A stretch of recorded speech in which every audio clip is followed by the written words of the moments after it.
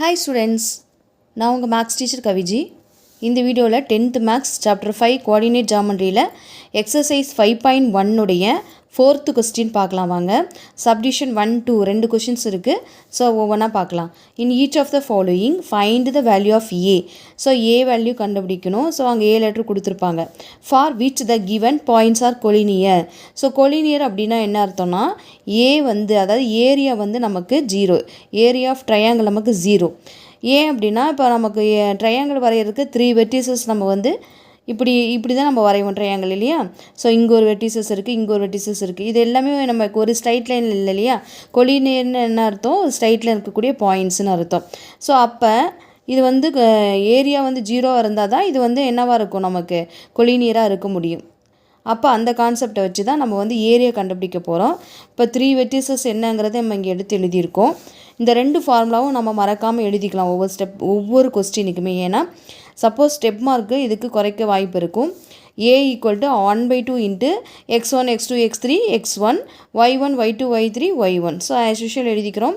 இப்போ அடுத்த second formula நீங்கள் இதை எழுதிட்டீங்க அப்படின்னா இது ஈஸி தானேப்பா. x1 x2 x3 x1ங்கிறது நார்மலாக லைனாக போடுறது தான். அதனால் இது உங்களுக்கு மறக்காது, இந்த ஃபார்முலா உங்களுக்கு மறக்காது. இதிலிருந்து தான் அடுத்த ஃபார்முலா கொண்டு வந்துடுங்க. இப்போ ஆஃப் இன்ட்டு எழுதிக்கிறீங்க x1 y2 plus x2 y3 plus x3 y1. So இது மல்டிப்ளை பண்ணி 3ஐயும் ஆட் பண்ணியிருக்கோம். அப்புறம் மைனஸ் ஸ்டார்ட் பண்ணிவிட்டு கீழேருந்து மேலே x2 y1 x3 y2 x1 y3. So அதுதான் நம்ம இங்கே எழுதியிருக்கோம். ஸோ இது ரெண்டுமே எப்போவுமே எழுதிடுங்க. இப்போ ஏரியா இருக்கக்கூடிய இடத்துல நம்ம என்னென்னு போடணும்னா 0 போடணும். ஏன் அப்படின்னா கொலினியர்னு சொல்லியிருந்தாங்க. 1/2 அப்படியே போட்டுக்கோங்க. இப்போ பாயிண்ட்ஸை இந்த மாதிரி ஃபார்முலாவில் அப்ளை பண்ண போகிறோம். ஃபஸ்ட்டு பாயிண்ட் நமக்கு 2, 3 இருக்குது. Next 4a, next 6 -3. அதுக்கப்புறம் ஸ்டார்டிங் பாயிண்ட் என்ன 2, 3 அதை எழுதிக்கணும். சரிங்களா. இப்போ இந்த 2 இங்கே 0வோட மல்டிப்ளை பண்ணும்போது 0 ஆகிடும். அப்போ 1/2 கட் ஆகிடும் இந்த இடத்துல. இப்போ இதை மல்டிப்ளை பண்ணுங்கள். ப்ராக்கெட் ஓப்பன் பண்ணி செப்பரேட்டாக நம்ம ஒரு ப்ராக்கெட் ஓப்பன் பண்ணுறோம். 2a, அதுக்கப்புறம் -12 + 18 கிடைக்குது. சரிங்களா. இதை க்ளோஸ் பண்ணிவிட்டு அகெயின் இன்னொரு செப்பரேட் ப்ராக்கெட் ஓப்பன் பண்ணிங்கன்னா 3 4s are 12 + 6a -6ன்னு கிடைக்குது. சரிங்களா. இதை தான் நம்ம இப்போ சிம்ப்ளிஃபை பண்ண போகிறோம். எப்படி சிம்ப்ளிஃபை பண்ணலாம், இப்போ இங்கே இருக்கக்கூடிய இங்கே பாருங்கள், இது ரெண்டுமே நம்பர்ஸ் தான். இங்கே 2a அப்படியே தான் எழுதிக்க போகிறோம். So 2a எழுதிக்கிறீங்க. இது ரெண்டையும் சிம்ப்ளிஃபை பண்ணிங்கன்னா நமக்கு +6ன்னு கிடைக்கும். 18ல் 12 போயிடுச்சுன்னா 6, பெரிய நம்பர் ப்ளஸ்ஸுங்கிறதுனால +6 வரும். இதெல்லாம் ரொம்ப கொஞ்சம் கவனமாக கவனிக்கணும்.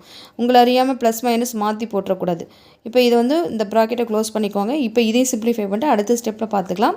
இங்கே 6a இருக்குது. ஸோ 12 இருக்குது, இங்கே -6 இருக்குது. டிஃப்ரெண்ட் சிம்பிள் இருக்கிறனால என்ன பண்ணணும், செப்பரேட் பண்ணிக்கணும். அப்போ +6ன்னு கிடைக்கும். சரிங்களா. இப்போ இந்த மைனஸால் ஃபுல்லாக மல்டிப்ளை பண்ண போகிறோம். 2a + 6 -6a -6. இங்கே இருக்கக்கூடிய 0வை அப்படியே போட்டுவாங்க. 0 0 0 அப்படிங்கிறது. இங்கே பாருங்கள் +6 இங்கே இருக்குது, இங்கே -6 இருக்குது. ரெண்டையும் கேன்சல் பண்ணிடுறோம்.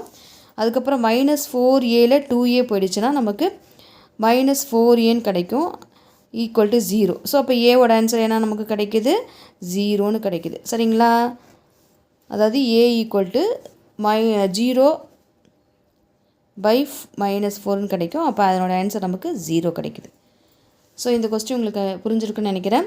இன்னொரு தடவை பாருங்கள். ஸ்டெப்புனா முதல்ல பாயிண்ட்ஸை இங்கே நோட் பண்ணிக்கிறீங்க. அப்புறம் இது ரெண்டையும் கிராஸ் மல்டிப்ளை பண்ணுறோம், ப்ளஸ் போடுறோம்.